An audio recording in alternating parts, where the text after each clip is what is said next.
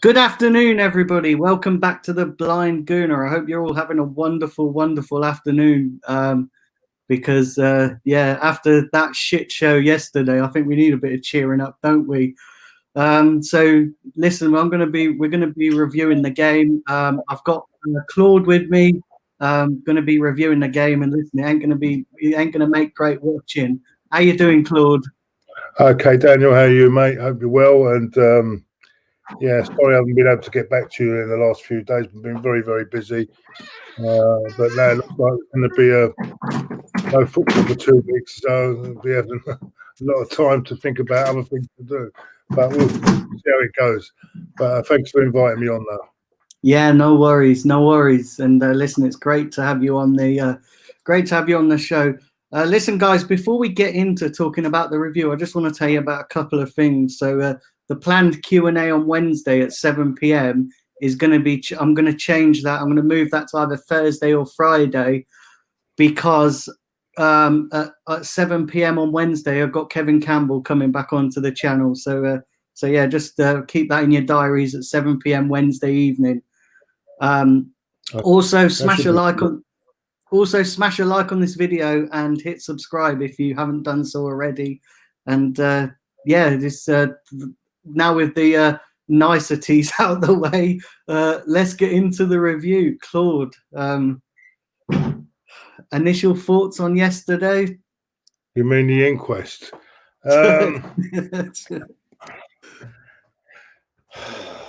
I think the biggest problem at this football club is I think there's a mentality issue as well with the players. I think, as I said earlier to you before we went on air, I think there's another problem is the coach is not experienced enough for me. You don't put, as I said before he was appointed, I wouldn't have put a manager with no experience in this is a big job. Wherever you look at it, the mess that it's been in, it needed someone with a bit more on his CV to come in and do the job, not someone that's not practically got no experience in it. I know he's worked with Pep behind the scenes with Pep, but that's not the same thing doing it on your own when you've got to do it on your own. I think sometimes he familiarises too much with the players, I think. And this is what causes the mentality problem, because you saw last week they gave 100% against United, gave their all. But suddenly, they think they're playing Aston Villa. They think they can just sit back and relax again. And that's where that's where the difference between being one of the top sides and being just below that it comes, because you have to have that same mentality as if you're going into every game. The mentality we had against Man United has to be taken into every single game, not just one, not just even if it's Aston Villa, whether it's Sheffield United, whether it's any team. You have that same mentality, that winning mentality, that work rate mentality. That wasn't there yesterday. No one was working. There was no work rate. The only players I could see that were working hard was our new signing Pike, but he went off at half time.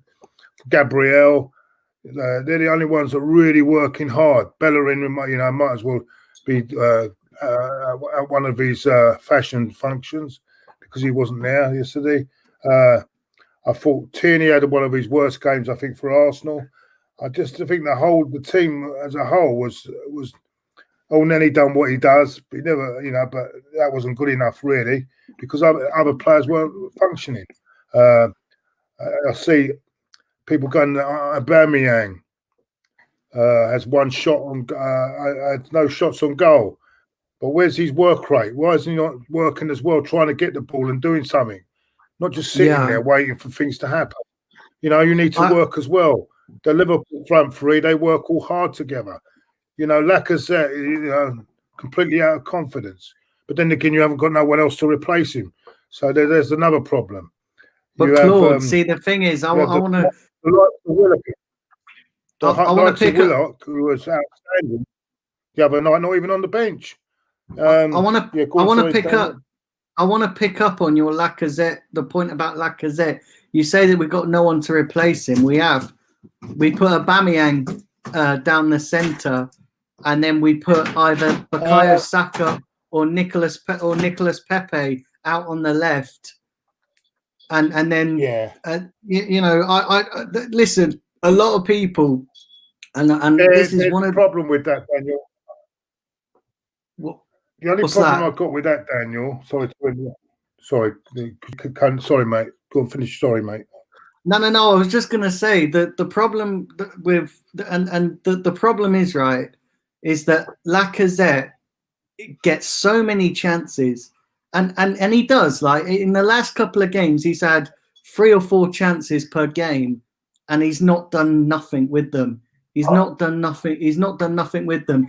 I'm certain that you put Aubameyang into that position instead of shoehorning him out to the left just to try and get Lacazette in the team. He's going to take 3 or 4. He's going to take 2 or 3 of those chances. He's you know, not 9 times out of 10 they're going in. Whereas with Lacazette, is it enough to put him in the team for his work rate, especially when we lack creativity and we lack goals? You know, you look at Pepe and you know, but again, he seems to get overlooked. You know, he scored a goal and assist on Thursday, and his reward is to get dropped. You look at Willian, who's done nothing since the Fulham game, and he's a dead starter in the team. You know, listen, we can blame the players, and they are to blame. Absolutely, they are to blame. But you know what? I think Arteta is more to blame for this defeat. You know, and the fact is, you know, he comes out and says all this stuff about you know, I take full responsibility for the defeat. It's all well and good saying it after a game. You had chance after chance in that game to change things and to change the tactics, and you did nothing. You just sat there and just let things play out. So I don't want to hear this crap about how he's taken responsibility, because if he was to change things in the game and it would potentially make a difference, you can't make a difference once the final whistle has gone. So I don't listen. For me, Arteta doesn't get a free pass anymore. Do you know what I mean? He's beyond that. The only flaw in your argument, the only flaw I've got in your argument, and I've had this conversation with Aubameyang up front, down the middle, is that his hold-up play is not good. And also that if you're going to play him down the middle, the only way you can get the best out of him playing down the middle, if you play 2 up front rather than the 3 that we're playing. So that's the only way it will work. But then you've got the other, as you say, he needs a good partner with him. And Lacazette's not good enough. I don't think they can play well together. So I do understand your logic about playing him down the middle, but there is that. Then there's I've had chats with Kenny about this, and I agree. I actually said that. Then he puts to me that his hold-up play is not good enough to play down the middle on his in that system. The only way I think it can work, as what you're saying, is if we play 2 up front. But I understand. I do understand that point. Pepe, yes, I agree. But Willian has done nothing since the first game of the season. He's done nothing. But then he doesn't. I don't think there's enough trust in Pepe with the manager, because he doesn't feel he does enough in training. I don't know what's going on in there, but that's what's come out on that one. So I don't know why or what it was going. But I think we've got bigger problems. As I say, I think it's a mentality issue throughout the team. I think there's certain players just switch on and off when they want, and that's not good enough. And what does make there's too much familiarity with the manager. I know people might think it's not relevant, but calling him by his first name and all this and that. If you get too friendly with players, then they think they can take the piss. You know what I'm saying? And just play when they fucking want to. As I said, the reason I think the only way we will ever become successful if we change the whole mentality of the whole club. And at the moment, the mentality of the whole club is not right, because it's all very well, we'll pull it out because it's Man United, big game, yeah. But then the next game you're playing Aston Villa, and let's give credit to Villa as well. They were absolutely brilliant last night. They were fantastic. I mean, Jack Grealish run the show. Now, they were fantastic. They were fantastic, Claude. They were fantastic. But see, the thing is, right, I've said, right, that you cannot and I said this last week, and people people questioned what I was saying. I said you can't judge us on winning at Man United because let's be honest, they're in just as big a shit state as us at the moment. Do you know what I mean? You can't really sort of use the Man United victory as a benchmark. The only plus side is that we've won away from home. But apart from that, the clubs are both the same. They're both struggling to progress. They're both struggling to get through this transition. They seem to be going through the same as us, changing managers, and so you can't really judge them. My issue with this team, right? My biggest issue is, I know you were saying about the mentality. For me, it's not just a mentality issue because these players can do it, and Arteta has been able last season to get a tune out of these players. So for me, he sets out the tactics, and he instills that mentality. Now, for a better reason, I do believe that he is trying to install the mentality, but his tactics are all wrong, especially at home. We're playing with the handbrake on. We are playing like we've forgotten how to attack, and that everybody's all 11 players on the pitch has just got to defend. We're not create. Do you know Aubameyang, right? Yeah, Aubameyang had not even one single shot on target in the whole entire game. Our world-class striker, who is a prolific goal scorer, and he doesn't even have a single shot on target in the entire game. That says to me that you're expecting the strikers and the forward-thinking players. You're giving them the wrong instructions. You're giving them the wrong tactic. No, what it is, Daniel, is they're not working hard enough as well. Because if you look at the Liverpool front three, they work their arses off. What I see with Aubameyang is that you can say he's out wide, but Salah drifts out wide, and the other players, they all drift wide sometimes, and they work their socks off. And if you're not working your socks off, you're not going to get anything. Not at this level. You don't work your socks off, you're not going to get. If you're waiting for things to happen, it ain't going to happen. And sometimes you need to work as well. Sometimes you need to put that effort in and try and run the game. Try and do. That's the difference. You watch Thierry Henry, right? It's an example. Thierry Henry used to grab the game by the neck. He didn't wait for the wait up there and just sit there, did he? He used to get hold of that ball and he used to drive forward, didn't he? Yeah? Yeah. Well, when you look at Aubameyang, it's completely different. It's just like, it's just staying here. Just if he gets a goal, he gets a goal. You know what I'm saying? It's been very poor, very poor. And as I said, you say it's not mental. It is a mental attitude when you can't do this every week. The work rate they put in at Old Trafford should have been repeated last night, and it should be repeated in every game. And once it's repeated in every game, then you've got the consistency to call yourself challengers. But with this team at the moment, it's going to be up one week, down 1 week, up, and it's not going to change whether it's Emery, whether it was Arteta now, or whether it was Wenger before. I think what will help us as well. Is it the players? Because I've said this. Right? I've said this, Claude, as well, right? And I had a lot of time to think about this last night, and I said it at the end of my watch along as well. I said, you know what? The only thing that's keeping me, still backing Arteta is the fact that in the summer, 95% of this squad's contracts are going to expire. So we're going to lose a lot of players. We're going to lose a lot of this deadwood. That's at the club. But then I looked on it last night, and I can't help but wonder. You can have all the quality players in the world, but if you're not picking them, and I look at Arteta and I just look at that he's playing players out of form. He said, and this is what really frustrates me. He's saying he plays players based on form, but you're playing Lacazette and Willian. And I know, Lacazette for me needs to come out the team for a sustained period of matches. He needs to come out the team because trying to shoehorn him into the team is not is not good enough. You know, try and, you know, it's all well and good having him in for his work rate. And you know, I know people might think, oh, you're just picking on Lacazette. But see, the problem is, like you said there about Thierry Henry, he you know, who's a goal scorer who would grab the game by the scruff of the neck and make things happen. If you're a top class striker, which some people think Lacazette is, you would make things happen. But he's not making things happen, and he's not even scoring the chances that he gets, and he's getting solid chances.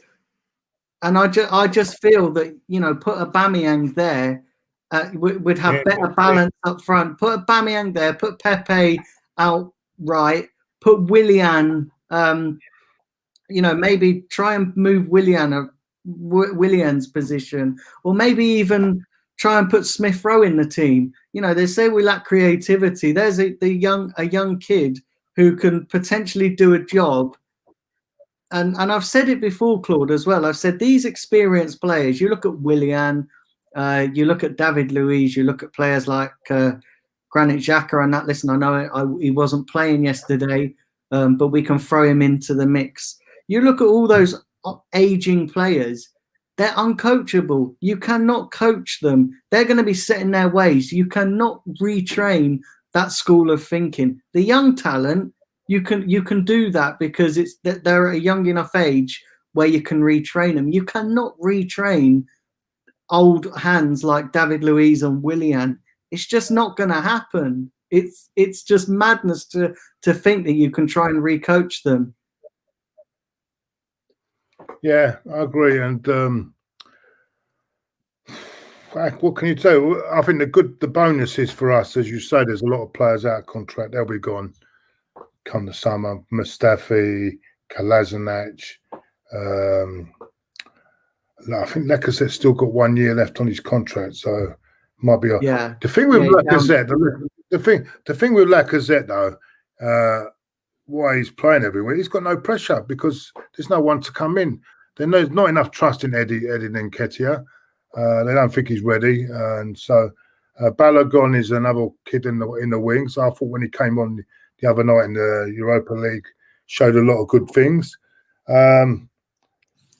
Sometimes you've got to give these young players, strikers, a chance. You know, give them a chance. And look, Michael Owen was 18 when he came into the Liverpool team. Wayne Rooney was 17 when he came in. It's never too young to give him a go. You know, now these remaining 3 Europa League games, that we've got a chance because we've qualified now for the next stage. So next 3 games in the Europa League. Start getting these young players breaded into the team and see what they can do, you know. But that's the only way I can see forward. And so when next season comes around,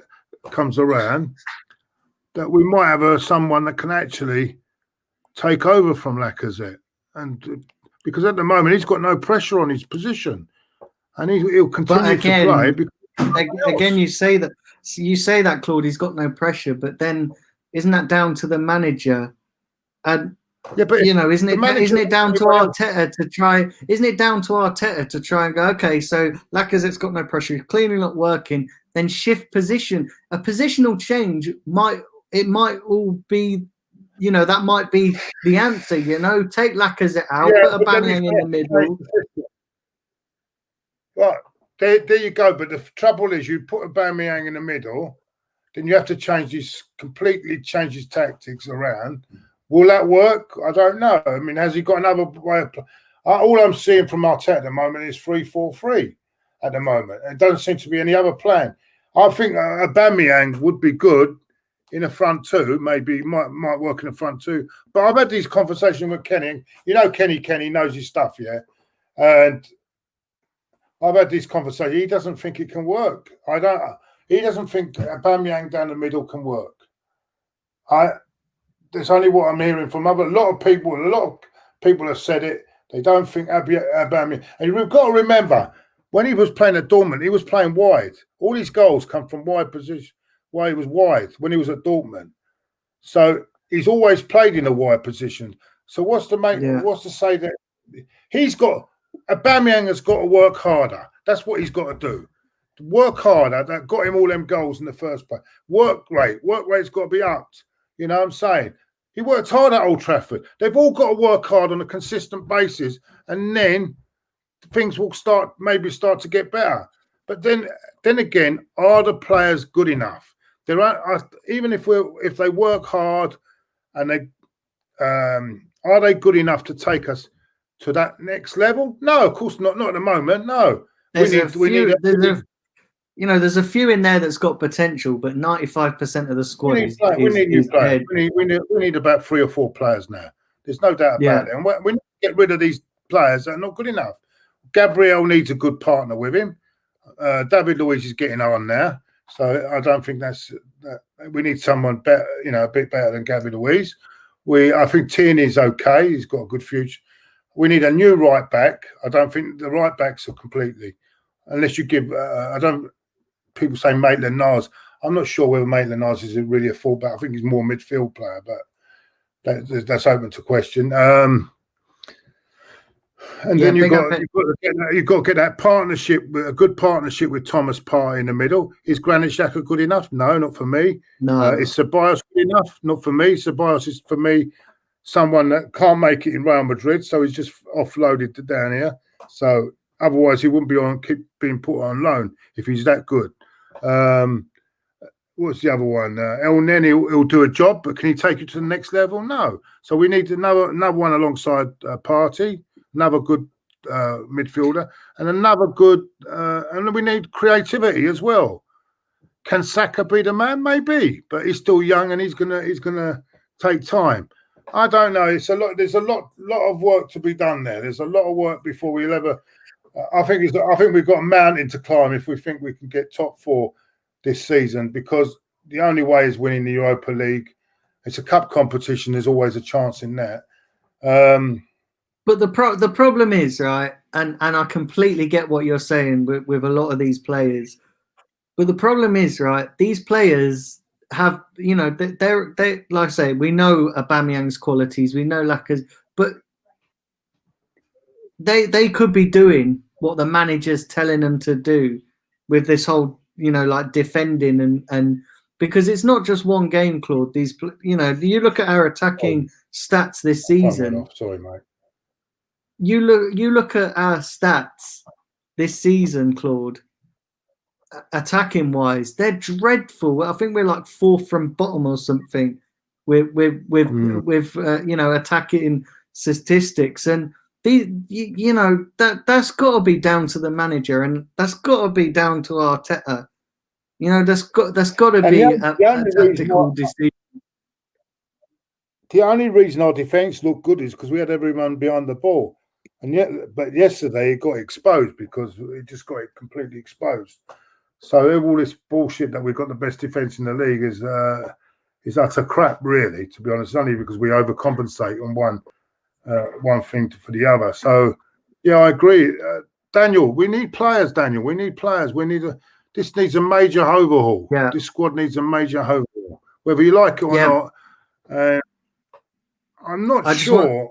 I just want to quickly big up. I just want to quickly big up everybody in the chat. I know you're putting your comments in. I will get to some of them very shortly. Big up Kevin. Big up Grant. Big up Simpy. Colonel. My eyes, I'm afraid. No, it's all right. I've got them right here, Claude. Big up Diego. Big up everybody who's watching in the chat. Remember, guys, do keep smashing that like button and subscribe if you're new to the channel.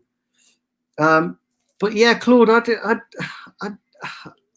the thing is, right, and I find myself questioning Arteta's decisions more and more than trusting his decisions. And I, like I said, I'm not Arteta out yet, but I'm edging more towards that than I am the other way, and having complete trust and faith in him, because I find myself questioning more of his decisions than trusting them. And, when he come in, he talked the talk. But in terms of walking the walk, I'll tell you something now, Claude. In terms of walking the walk, he's like a paraplegic putting one foot in front of the other. It's just not working. Do you know what I mean? Yeah. It's just absolutely crazy. And he doesn't help himself with his decisions. He's not helping himself. He's too cautious, too cautious. Well, you've got to remember, and it's not his fault entirely. And you've got to remember, this is his first job in football, first management job in football. You're going to your first management job in football, right? And you've got no experience, and you're going into probably one of the biggest clubs in England. Let's put it that way. He's not going to Stoke City. He's not going to, and there's no disrespect to Stoke City. He's not going to Wigan or West Brom or things like that. He's not going to clubs like that, yeah? He's going to the Arsenal, yeah? One of the biggest clubs in England, yeah? That's a hell of a job. And it's going to take time. He ain't going to, and as I said, it's not his fault. It's not a job for a learner. This is not a job for a learner. You wouldn't put the guy in charge of, you wouldn't put a guy in the post room in charge of ICI, would you? You know what I mean? This is not a job. It's not a job for a learner. It's a long way. It goes. It's all very well. I know he's been behind. He's been behind Pep. But when you've got to do it on your own, and your own, you've got to do it your own. If you notice, he doesn't even implement what Pep was doing. He don't implement Pep's tactics at Arsenal, does he? Really? No. And that's the thing. So, comment here from Simpy. He said team selections are shaky, and players who play well get dropped the next game, and that for me is one of the biggest problems with Arteta. And you can see a pattern with Arteta that, like I said, we saw it with when he first come in. We saw it with Martinelli, got Player of the Month, and then you didn't see him for the next 3 or 4 games. Same with Pepe, he scored a goal and assist. Yeah, again, benched. So I just find it hard to look up. I find it hard to look over those situations. Yeah, they're right. They are. That's as again. It comes down to an experience of his inexperience of management. I'm afraid that's what it comes down to. When you've got no experience of doing the job before, you're going to make these mistakes. So, as I say, it's a learning curve.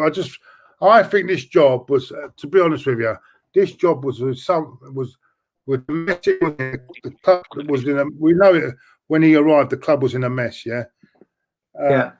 This was a job for someone that has experience, has got a CV, has won things, and has done things in the. It's not a job. You do not. Arteta's job, right? Arteta would have been great if he walked in, say, into a team that's where the manager's just retired and the team is in the perfect condition, yeah, just to take it on again. That would have been perfect for Arteta. It's not when it's the mess that he come into. It's very difficult. It's very difficult for anyone. I blame the board. I blame the board because they've gone the cheap route. They always do. They've gone the cheap route. It begs the question. Look at him now. It begs the question. It begs the question as well, Claude. Have the board really backed Arteta in this transfer window? You take. Forget Thomas Partey, and have the board really kind of gone, okay, we'll give you the money you need, because it needed more than what we had. Listen, I like Gabriel. I think he's going to be a great defender for us. No, they haven't. They haven't. That's the difference. The difference is that if they had someone like Mourinho or Ancelotti or someone like that in charge, they would have backed them more because they got more trust then. But they're looking at a guy that they've got a young manager there, and when it comes to giving money, they don't. There's no trust when it comes but see, the thing is, for that reason, I don't think the board would have given Mourinho or Ancelotti the funds, because that's why none of them would touch the job. None of them would touch the job. That's the reason, mate. And there we go. There's the problem, because maybe that's the reason that these people didn't. I'm sure Mourinho was offered the job before Arteta. There was a big meet. There was a couple of meetings there, But I think maybe that's the reason, because they don't give him the assurances that he wants. Yeah. Arteta is prepared to work on a budget, where this club needs more than just a budget. There we go. It definitely does. The problem doesn't just lie with the manager; it lies all over the place. It lies with the people. Oh on yeah, top. yeah. I'm not saying it just lies with the manager, but he's top to bottom of this football club, top to bottom. But Claude, his tactics. I'm not saying he's solely to blame, but you have to look at his tactics in recent games. Yeah, You've got to look at that. Yeah, but I blame the fans for that, because last week everyone was happy with his tactics that got the result against United. So, but if you look in the long term, it doesn't work. But because we beat United, everyone, master tactics, he just beat Man United. But those are the same tactics he's using every week. So our fans are to blame as well, because they're happy with that. When we win, they're happy with the tactics. When we lose, we blame the tactics. Do you see what I'm saying, Daniel? Yeah. We've got to take a fair share of the blame on that as well as fans. Because last week it was good enough to beat United, but this week those tactics didn't work, did they? No, they didn't work.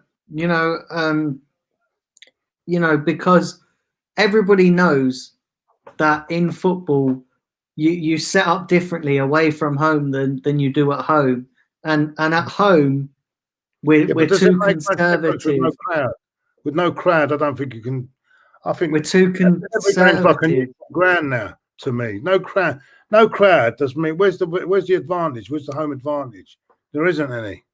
In fact, I think it sometimes it's an advantage for the away teams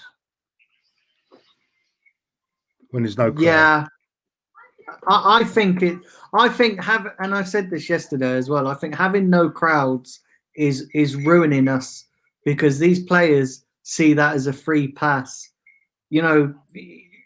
I don't think these players would give that half-assed performance, and we know they have done with crowds, but I don't think these players would have given that half-assed performance if you've got thousands of people shouting at them, to give them a bit of encouragement. Not saying, I agree with you. Some of it is a mentality issue, but for me, then if these players aren't playing well in a game, you change it.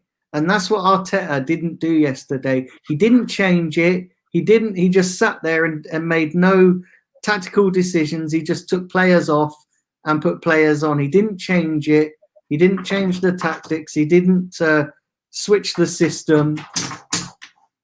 He stuck with that system, and he could easily have changed it. And that's down to inexperience as well, because you think when you haven't got the experience, and you think, can I really do that? Should I just leave it? Should I leave it as it is? That goes in your head. You don't know whether you should change it. Should I change it? Should I give it another 10 minutes? And then should I give it another 5? And that goes through your head. That's inexperience. But with the experience, that goes away. You know what I'm saying? So yeah, that's another problem. That is a problem. It's the experience. He's not got that much. Remember, he's been 12 months now in a job. His first job, first proper manager's job, and it's the Arsenal. It's not. You're going to manage a lower. A lot of these managers have had to go down below to the lower half of the league or next division down to get their first job. He's just walked in to one of the biggest 3 clubs in England. So it's not as simple. It's not as simple as that. But the players as well. The players are just as much to blame. Their attitude stinks. Their mentality of the players stinks. The whole thing is from top to bottom. It's not just the manager. We can't just concentrate on the player. We've got to also look at the players as well. Oh yeah, we've got to take a big chunk of the blame as well. I mean, we've got 300 grand a week footballer sitting at home playing Fortnite. 300 grand a week footballer sitting at home playing Fortnite, mate. And that begs the question. What does that tell the other player? What signal does that give to the players at the club when you've got a player just getting paid just to sit at home? Does that good? But again, good? Claude, and I'm not bringing it back to Arteta, but again, he again, he is the one who left him out the squad. Yeah. You know, yeah, We he's the one talk who about left we've got him. no creativity. Got no creativity. Me personally, I'm not. I know he's a bit of a fucking pain, Ozil, but when I'm looking at it with that protection now we had with El Neni and Partey, we might have got a bit more out of him. Give him more of at least give him a couple of games, see how he would do. Give him another chance, see what he can do, because he doesn't have to work so hard. Then, if he because we know what type he could play in that free role, you know. Maybe, and it might have encouraged him playing with someone like Partey. Might have even made him work harder as well. So you know these are the sort of things you've got to look at as well, because I just find that don't sit good with me that someone at home is getting paid for doing nothing and just playing with his computer at home. So it's not right. Yeah, it's wrong. It does send the wrong message. And it's disheartening for the player because he has to come in training every day as well. Can you imagine it? You're coming in training every day, knowing you can't play in the game. You're actually training for nothing. You're just training to keep your body fit. You're not even training to play the game, to play the match. You know, that's hard. That is hard. I've got a bit of sympathy for him on that one. I think they should have just ripped his contract up and give him the money and let him go somewhere else. You know what I'm saying? But to make him sit there and play, train for nothing, and then they're not be involved in the team at all, to me, it's not good. Do you reckon that? Because I personally, you know, I don't think Ozil is the answer, but I think when you've got a situation where you didn't get the creative midfielder that you want, you didn't get your option, you know, you didn't get the option that you wanted. Listen, it's not ideal. You have to make the best of what you've got, and I actually think maybe putting him in there, he could have done a job for a season. You know, he could have done a job, and then you could, you know, just ship him out at the end of the season. Listen, you're playing players that are not going to be here next season. You know, you look at the likes of Mustafi, you look at the likes of who else is on who's coming to the end. I think David Luiz is at the end of his extension. You look at you know, you look at other players that are going. Socrates, you know, you're playing those crap players. So what's the difference with Mesut Ozil? And you know why?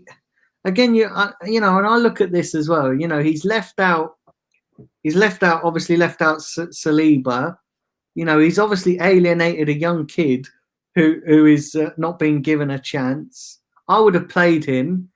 I would have tried to form that partnership earlier, as early as you can with Gabriel, because you know when Gabriel come in, everybody thought that they were going to be the great centre pairing going forward, and you know that's all well and good, but if you're not going to play them together or give them any chance, how do you expect them to develop a partnership? You know, you've got Tierney, one of the best left backs in the country, who is, you know, yesterday he fell over more times than he was on his feet. Do you know what I mean? You know, then you're still playing Bellerin. You know, people are saying that there's no other option. There is. You've got Ainsley Maitland-Niles who can fill in at right back and who can do a very good job. You've got Cedric as a backup who can put, you know, you can probably do a better job.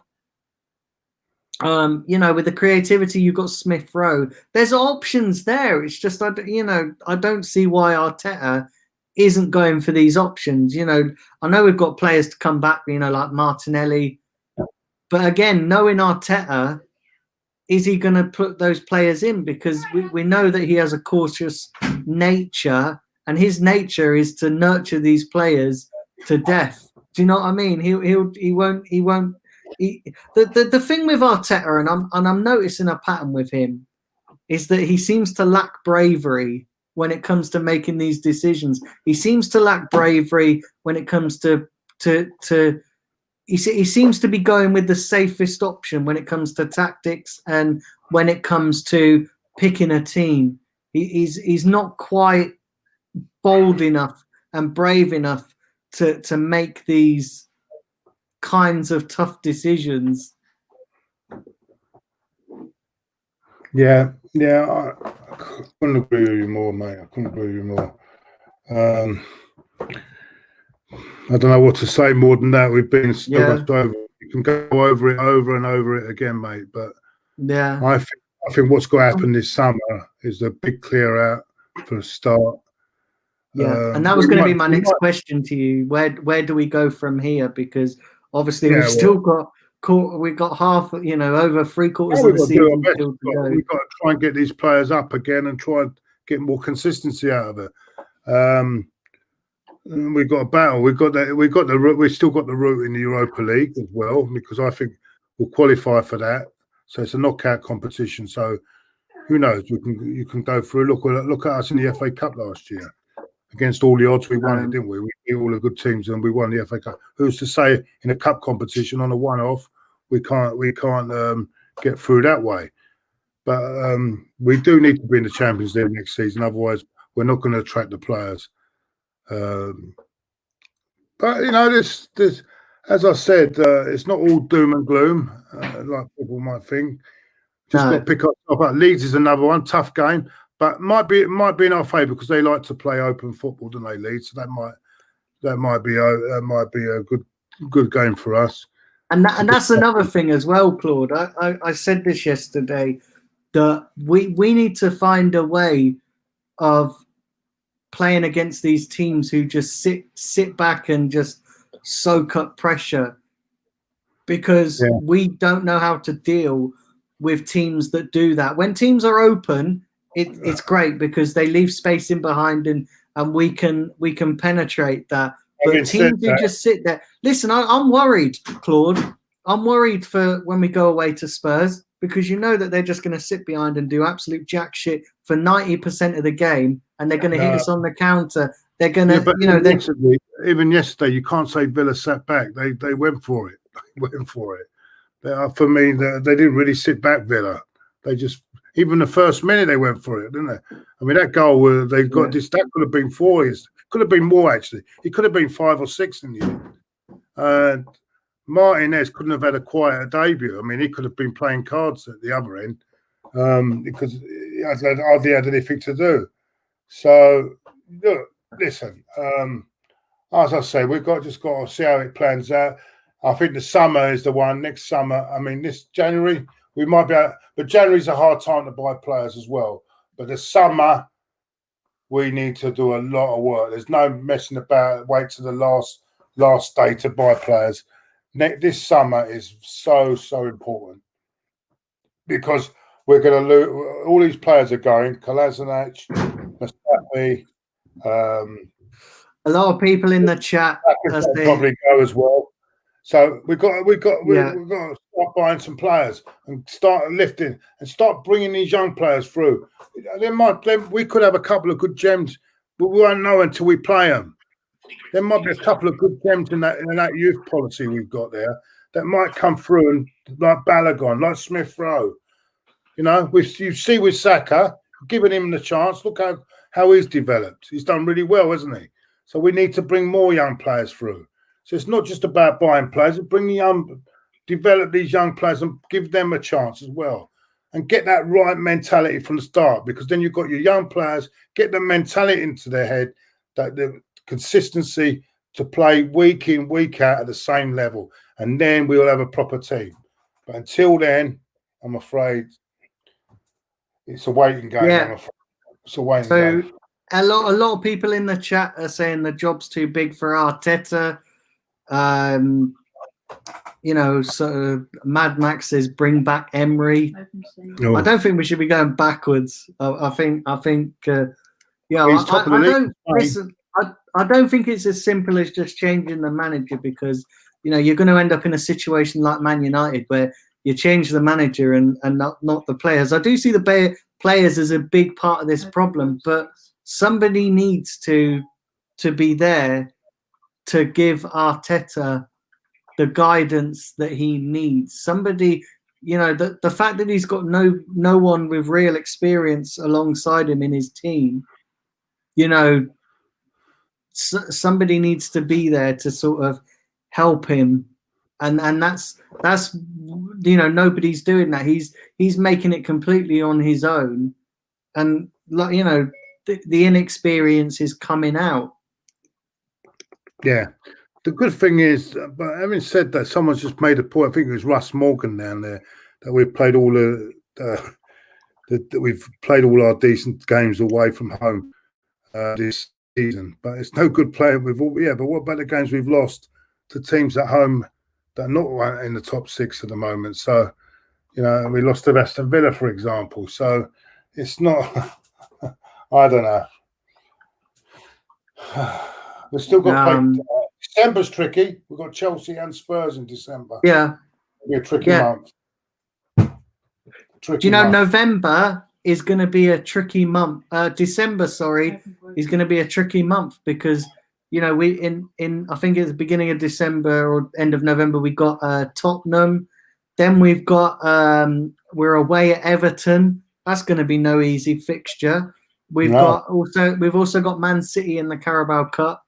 And then we've got Chelsea. So December is a make or break month. And, and listen, we're sitting in, I think it's what, 11th right now. I don't know. No, 10th. I think 10th. I'm not sure. Are we 10th or 11th? I look at tables when we're halfway through the season. And that's the best way to look at a table. There's something not right about the table at the moment when you see Southampton in 3rd place. Up in third place, so there's something not right there. So wait and see. Let's wait and see. And do you think anything will get addressed in January, Claude, with the January window? Do you think that? I think it's very difficult to buy a player in January because they're through the season. Unless you put the money out there, you're very difficult. Unless we really go, maybe a war might be a possibility. But I can't see it. I can't see anyone selling in that time. I think the summer is the one we've got to look at now. And the problem with waiting for the summer, and I completely get what you're saying, is that if we have to spend another season outside Champions League, it's going to hurt us, and it's already hurting us. The longer we spend out, I think. I sat and thought about this last night, and I thought about it this morning. Is that there's somewhere this board is going to have to start pumping money into the team, and paying over the odds just to try and get us over the line to get into the Champions League, and then start really looking at the players you can get in, and the longer we're out the Champions League, the more this vicious cycle is going to continue, and something needs to happen. Something needs to break, you know. And the only way is the only way I can see it is if the board, like they did, you know, for Thomas Partey, they you know, they're going to have to do that, but on a bigger scale. They're going to have to do that with at least 3 or 4 players. That's the only way that we're ever going to get out of this mess. That's the only way that we're ever going to progress as a team, is if the board actually put some more money in than what they're doing, and stop buying, you know, total rejects, you know, from other clubs that no other clubs want. You know, I was, don't get me wrong, I was happy, you know, when we got Willian, but actually he's turned out to be a complete waste of a signing. He's turned out to be, as everybody, as a lot of people said that he would be, and actually he's massively underperforming. You know, everybody thought that he would getting over Pepe and do a better job than Pepe, but actually, when you look at the statistics for both of those, Pepe is actually consistently performing better than Willian right now. Yeah. Anyway. Yeah, listen, guys. I just want to big you all up in the chat as well. Listen, we're coming to the end of the show because you know, I think we've sort of exhausted all this conversation. But Claude, is there any final points you want to make? No, I just as I said, Daniel, is thanks for having me on. And listen, it's just as you say, it's another. It's very disappointing, but let's hope we can bounce back in 2 weeks' time at Ellen Road. Yeah. The thing is, I would have liked a game next week rather than wait 2 weeks with this international. I hate it, international break, but has to be done. There's qualifiers for the the European Championships thing in the summer, so that's got to take priority. But I'll be glad when we get back to when we play Leeds. I think it's the Sunday after we come back. So yeah, we could be playing Leeds without Thomas Partey if the rumours that he's. Well, I'm not sure about the extent of injuries. He's having a scan, I think, today. So until we find out what the scan is, I don't know what's going to happen. It could be. I think he might be back. He won't be going on international duty. So that 2 week break might help us because it gives us time to get him fit, doesn't it? So yeah. So there we go. Thanks for inviting me on, Daniel. And no worries. Listen, it's been an absolute pleasure having you on. Listen, I just want to thank everybody as well for tuning in and watching. I just want to remind you all as well, while you're all in the chat, I just want to remind you all that on Wednesday night, got Kevin Campbell coming on at 7 p.m. So all be sure to tune into that. Share it around the street. That stream's not up yet, but I'll put that up later today. And do smash all the likes and subscribe if you're new as well. Would really appreciate that. Claude, you just want to tell everybody, obviously, you know what's coming up on your channel. As you know, it's Claude and the Bouncers.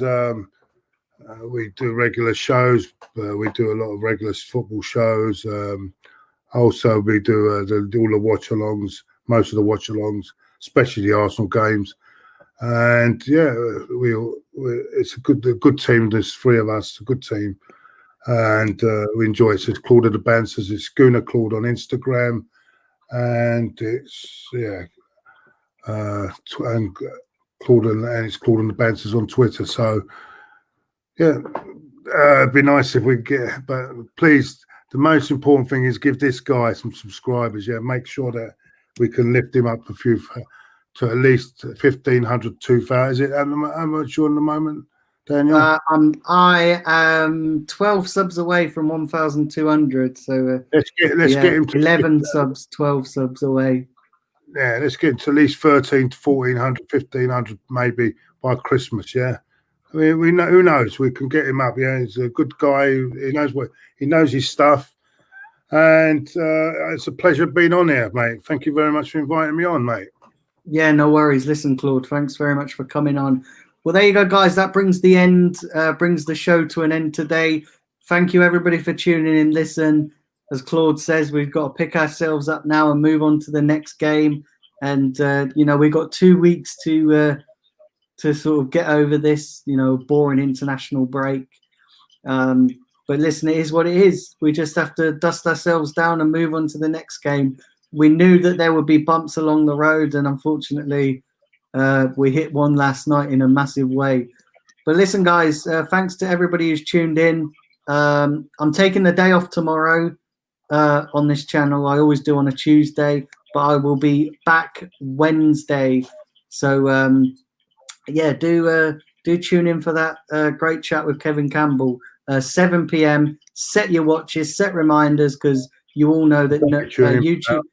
You all know that YouTube notifications are unreliable right now. So, When is it, Daniel? Wednesday. 7 p.m. Yeah, 7 p.m. For that. That's brilliant. Yeah. Well done, Kevin. So there we go, guys. Listen, I'll catch you all on Wednesday. All enjoy the rest of your day.